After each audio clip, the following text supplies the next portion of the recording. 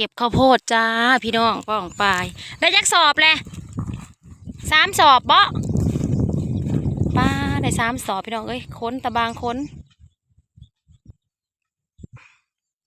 แล้วก็ค้นอันนี้มันเมื่อให้ง่วงอันนี้เคยตอนนี้ฉันไม่เก็บข้าวโพดขายพี่น้องมานี่ออกมาผัดว่าในใจทั้งหน้าข่อยโอเคสบายดีพี่น้องทักทายสบายดีFCประสุขสุขคนพี่น้องตอนนี้ก็อยู่นำสวนข้าวโพดพี่น้องสวนหมักสลีสิได้ย่างมาตอนนี้ชาวชุมิตัดข้าวโพดเป็นที่เรียบร้อยพี่น้องเฮาก็สิเอาหมักข้าวโพดไปขายบัดนี้หาบเอาบ่หรือสิค้อนเอาเสือแค่ยาวกับบ่ถือมาคนมันเบิดและยังอีกแถวหนึ่งเอารถซาเล้งก็ได้ง่ายดีอย่ามันเหี่ยวคันเฮาตัดแล้วเฮาปาว่ามันสิเหี่ยวเอารถซาเล้งลงมาใส่เอาก็ได้มัดใส่รถซาเล้งมันจังบ่คันคายก็ได้แบกเสื้องัวบ่ได้ว่างัวบ่มีแนวกิน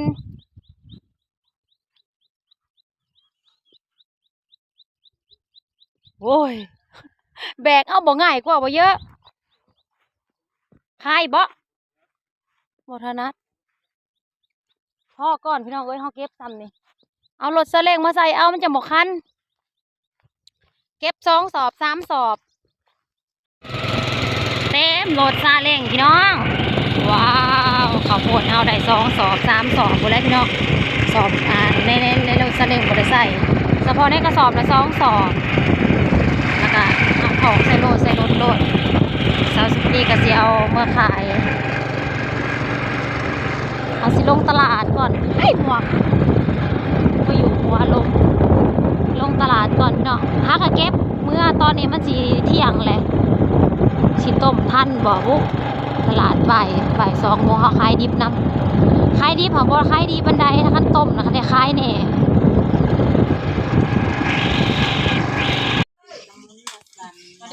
อย่าขึ้นเหยียบลูกอย่าขึ้นเหยียบลงบ้าสิขายบ่นี่กินฮ้อนข้าวโพดกับแนวกินเนาะผู้ปลูกกับปั้นบ่ซื้อเนาะผู้ปลูกแห้งกลัวบ่จักแนวบ่จักพันบ่จักควรกินผู้ซื้อกินน่ะ20 บาทแต่แนวก็เท่าไหร่พี่น้องป้อง450บ่อันนี้นั่นยายดาวเอาเองเพิ่นเลือกเองเก็บเองพี่น้องเบิ่งมองเพิ่นเลือกได้เก็บได้2 4 6 7นายน่ะที่จนขี้กันไปจักว่าสิให้เท่าใดบ่จักเพิ่นน่ะจับเอาจนคุ้งฮอดพี่จะเบิ่งนี่บ่แม่นทุกอย่างเพิ่นน้อยบ่พี่น้องบ้าเฮาใส่ถุงไปนี่น้อยนะเฮาก็ต้องใส่ถุงยางน้อยมันจะคือลายพอดีถุงพอดีซั่นน่ะมันบ่หลายปานใดดอกตัวน้อยนะเพราะว่าเอาตัวใหญ่ก่อนตัวน้อยก็มันเหลือก็ไว้แจกพี่น้องกินน้ำไล่สดขายกับโพดน้อยละ10 บาทก็บ่ได้น้ำเคยได้น้ำหมูดอกเอาพัก5 บาทตั้งอย่างพัก5 บาทก็เอา5 บาทยังบ่รอดมันรอดซะก่อนได้ฮอดพักสิเท่าไรยายดาวไล่บ่หวานั่นน่ะ7พักเท่าไรพักละ3 บาทก็ยังบ่เอามาแต่ข้าวปลูกอยู่ดอนพักละบาทก็ว่าหลายแล้วมื้อนี้แต่จังพอพวกมันบ่มีพักน้อยดอกมันจะคือกันเบิดนะโอ้ยเอ้ยซื้อกันอยู่10 บาท20 บาทพี่น้องมันบ่แม่นสิมากน้อยได้พวกไม่คู่เลิกแล้วบ่ย่างไก่เฮาลงกินบ่สูกินดูก็บ่หลายไก่ป้าพี่ซักไก่เฮานี่แหละบ่ได้ยังแต่เสียดายไก่กินนั่นไก่ก็กินพ่อไก่ว่าเอ้าหัวก็กินไก่ก็กินสิบ่ได้ค้ำได้ขายเลยเนาะเบิ่งนี่มันก็ได้มันเลือกให้ก็เลือกเอาเฮ้ยเลือกเอาโลดแล้วเอาโลดก็ยังว่าให้เลือกเอาแม่จะได้ใหญ่ซะได้เอาเลยบ่เกินกันดอกว่าติไปแม่ลูกไปแม่กันกะมาสิไปปูปลาน่ะมันก็มีเบิดกูอันได้20 บาทเฮาสิได้20 บาทพวกพี่น้องซื้อไว้เฮาสิบ่เอาก็ได้เนาะได้แบบเอาเงินสิให้เด้ก็เอา12นะว่าแบบนั้นว้าวได้เงินบ่เฮ็ดหลายเด้เฮาขาย20 บาทว่าสิ12,000บ่ได้สอบอีกนะโอ้เขาเจ้าไปสิสอบมาข้าวโพด สอบแล้วมันบ่งาม เฮ้ยเอ็งไปผูกกันได้เพราะว่านะมันนี่ปนี้เอาหัวมันลงโพดเด้อจ้าโพดเด้อข้าวโพดข้าวโพด ทุ่มแพ้พันนนบ่ชุดเงินบ่ได้ซัดเฉยเด้อยามผิดยามปะพันปันเงินแห่งหักเอาออกสิบ่แม่ต้มแล้วบ่ต้อง2ดอกต้มนะ เคียงเจ้าผักโปกๆก็เลยมันไปใช้สีแม่ เที่ยงใหญ่เฮามีบ่แม่ก็มี มันงามน้ำเปล่าเฮาไปตัดเฮาต้มเลยเฮาเทียนทำเล็กหน่อยมันงามแดงก็บ่จากลงตลาดคือลูกผลิตเลยเฮาเปล่ายังบ่ได้เก็บอันก็สิลงตลาดที่ว่าสิเอาไปลอกใหม่เลยโรงเรียนสิลอกไปก่อนมันจะไปขายบุญวันหินนี่นะมาแล้วก็จะเที่ยวบุญนี่ มันนี่บุญ แต่เฮาก็ต้มได้บ่ให้เอาซอยกัน มันนี่บุญเลย หยิบมาไว้มาไม่ใหญ่เฮาน่ะบ่ไปตักแม่ เอามีเวลาต้มเนาะ รัดใส่ทาเลยอันนี้นะบ่อยากท้องก็สิได้ห้องโอ้ยนี่หัว ต้มนะเฮ้ยเพื่อมันสิสุกบ่ต้มนะเพื่อสิสุก เฮ็ดที่หาเรานี่นะหาละมื้อแต่ละดังกันนี่ ไปดังเร็วถ้าเอามาซัก แห้งยังบ่ได้เอาให้ลูกค้าออกมาจะอยู่สวนมา ว่าถ้าเจ้าลงมาจักพักใหญ่ คันพักใหญ่นั่นหก สิบอกนะอยู่ในตะลิงคอยพูดพักใหญ่ คันพักใหญ่น่ะหกเด้อ ไปดูพี่น้อง สะบัดม่วนค่ะติ ขายหมักสลีพี่ ลายมักสลีเล เดี๋ยวพ่อสิคนลงนี่ไปปนกันนี่ให้มันใหญ่ขึ้นลง เออ มันก็น้อยกำลังมันจะได้น้อยนะ จับมาดูลูกตะวันนี่นะหมักใหญ่จ้าใหญ่คงไปเลยทั้งนี้เป็นออกเลยอะไรสิวะ โอ้ยไม่ใหญ่พันเอาหางมันขึ้น ที่ได้เฮ็ดนั่นนี่ยายจัง เอาหัวมันขึ้น เฮ็ดม้อยมัน เขาสิเห็นหมอยมัน โอ้ยกันแน่มันนี่มอยกับมันนี่หมู แล้วม้อยมันยุ่งแย่เครื่องไว้นี่บ่ จ้า มันไม่จัน เอาหมากใหญ่จักสามแล้วก็เอาหมากน้อยใส่ เพราะว่ามันบ่ได้น้อยปานใดได้มันบ่ได้มีหมากน้อยเกินมันแบบมันใหญ่แล้วก็ใหญ่โทนนะเด้พี่น้องประมาณแบบว่าเต็มสุดเลยหั่นนะ ว่าแม่สิบ่ได้ขายผมมักโทษเลย คือกันหั่นเจ้าของ ตะกี้นะเขายอมบง เห็นนั่นนี่บ่รู้ใครแน่เนาะ จ้าแบบนั้นแล้วมันก็จะดูดีขึ้นเยอะเลยเห็นไหม เขาใส่ซองเพื่อเรียบร้อย หกพักก็พอหน่อยใหญ่ก็หกก็ได้มันน้อยแล้วก็ใส่เจ็ดให้กับเจ้า ซองเสื้อละซอง มันเบิดเท่านี้แหละใจเย็นๆมันบ่ได้มีละบาทนี่นั่นเหลือแต่หน่วยน้อยจ้า ลายอยู่ ก็ยังอยู่แต่ว่ามันบ่งามคือตัวนี้เฮาเอาเบิดแล้วใส่บิ๊กใส่บิ๊กเพราะว่าเฮาเอาอัน มาเขาเห็นได้สิครับ เอาไปผมนี่นะไปใส่เอา นี่ได้บ่มีเท่าไรเลย มาซื้อซอยแนวอ้วนเงินตัดอ้อยมึงน่ะ เอามาจะ มาไว้ให้กูใส่น้ำแน่ ไอ้มันดูเงินตัดออก เฮ้ยไว้20 บาทนึงโอ้ยสะอ่อนเด้ทงยางจนบ่มีใส่ยังอยากคอแถมอยู่ มือสองมือยังวะมือสองมือยังวะ บ่ขี้ร้องสวดพลูอยู่แม่ค้าเที่ยงกับลูกค้า มาลูกมาจ้ามาซื้อซอยเต็งเนี่ยโฮ้ยซื้อจัก2จัก3นี่เอ็งบ่ได้ต้มคั้นต้มแล้วเขาใส่3บัดนี้เฮาบ่ได้ต้มหั่นเด้ให้หมู่ไปต้มเองเฮาก็ใส่หลาย เอาปิ้งเอากระแทกนะปิ้งกระโพด หมู่อยากเฮ็ดหวานก็เฮ็ดหมู่อยากเฮ็ดอัน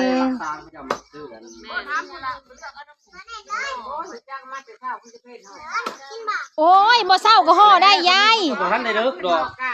ห่อขายนะ เฮ็ดขายเอากาบขาย นี่ไว้เอาทงเดียวนะเฒ่าคือบ่เอาซองเอาไปต้มแล้วต้อง2นะเธออีกทงนึงเงินตัดอ้อยโตนั่น เอาแบบแม่ค้าปากซองนี่เป็นได้ มานจ้าเฮ้ยเองได้จักทงเลยเฮ้ย 2 3 4ฮักได้4ธง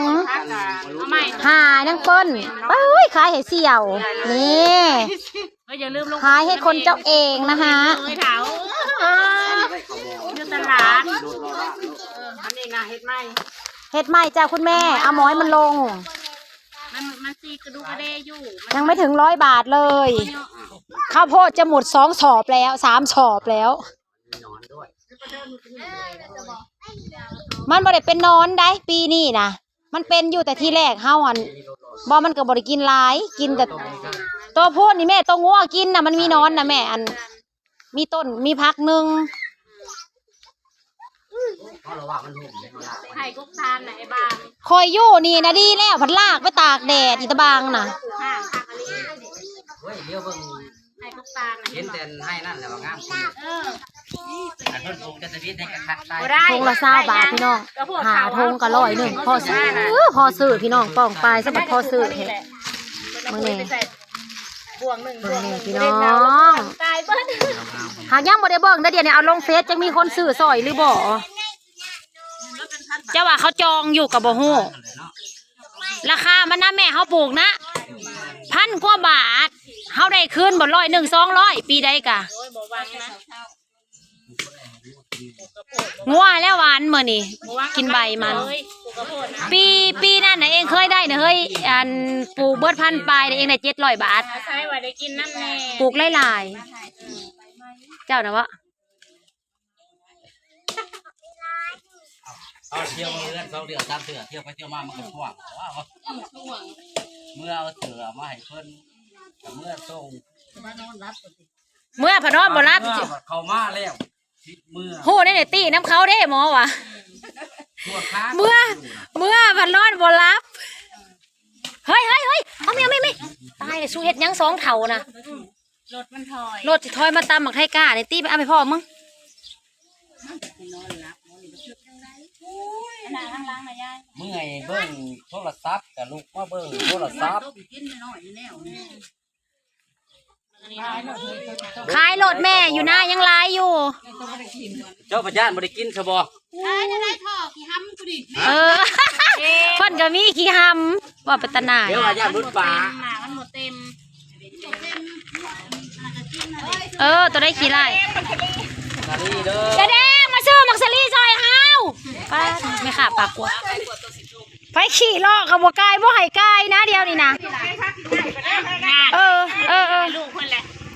ผู้ใดซื้อซอยเฮามื้อนี้ถ้ามี FC ซื้อซอยเฮาก็จะไปแจกฟรีคนที่ซื้อซวย ได้กินแน่นอนของฟรีนี่ เป็นของหมดยายจนยันของลง เอ้าก็มีตัวเนาะ เต็ม ต้องพิเศษ ทงพิเศษป้าเอาจาก2 ธงเด้อ เป็นหยัดจนหมดละหยัดหมดลงหมดแล้วกูจัดกันกูจัดให้คนตัวเองจัด แม่นมันยังคือกันคันคนตัวเองแหละ ลายมายาย หิวปาดเบิ่งดูพอเบิ่งดูปาดโผดโพเฮ้ยกูอยากซื้อกินเด้บัดที่เฮาน่ะหน่วยละ5,000เฮ้ยเฮาไปซื้อมานะ20,000น่ะได้4 พักเองซื้อนะ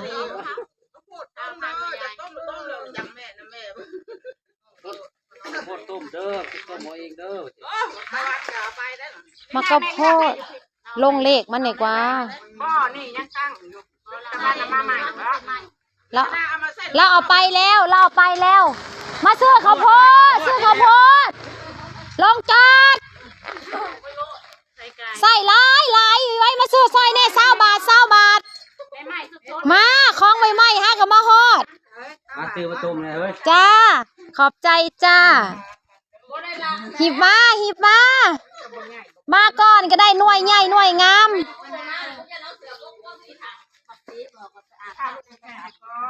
เฮานะอาถามเฮานะบ่ได้ไปเลย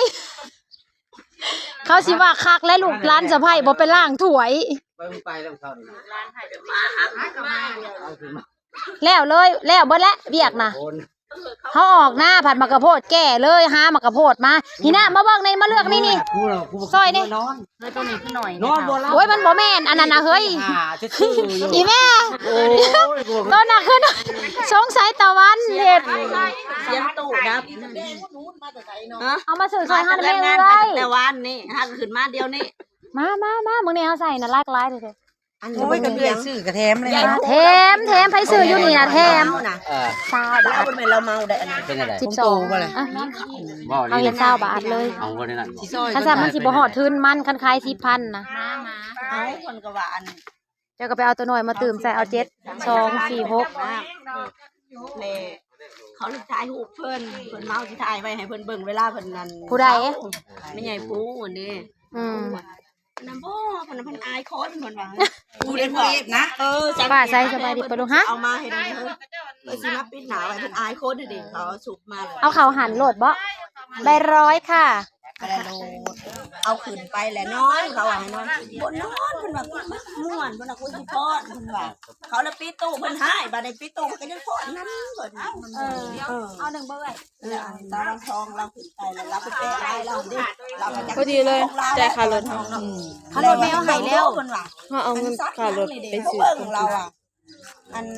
บ่จ่ายค่ะรถ โอ้ยสิมาหายคนเพิ่นว่า บ่เขาบอกว่าถือไปแล้วเขาบัดจับไปร้อยเดียว เบิ่งคอยดูเบิ่งคอยดูอันเจ้าเป็นไผเจ้าจื้อข่อยอยู่บ่เพิ่นเนาะ เออ เพิ่นก็บ่เว้าเลยเนาะ พ่อจะม่วนพ่อจะม่วนพ่อจะม่วนเอาลีหรอ มาซื้อข้าวโพดหวานเด้อข้าวโพดหวาน ลงท้ายแล้วเราเมาเรือมัน 20 บาท20 บาท แต่วันทองเราอันนี้ในสังไม่ได้แถวลงนะ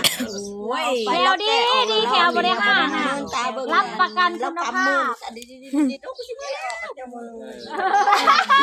มันก็ได้เจอบ่เอามาถีบพูดเลยมันโอ้ยเจ้าก็ว่ามาเอาใหม่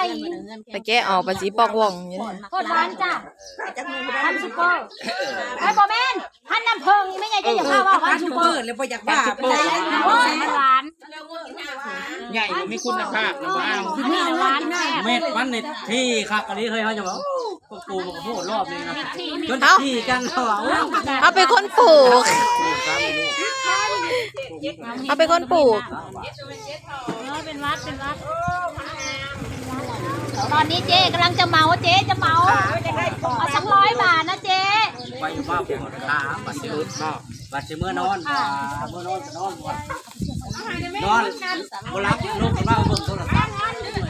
เขาไปนอนนอนบ่รับเจ้า เอาจะเอาเราไปนอนอย่าเอาเราไปนอนไปเราก็นอนบ่หลับเอาเราขึ้น คันแม่งน่ะบ่ต้องเอาเขา เก็บข้าวโพดมาขายหมวนเป็นหมวนพี่น้องเอ้ย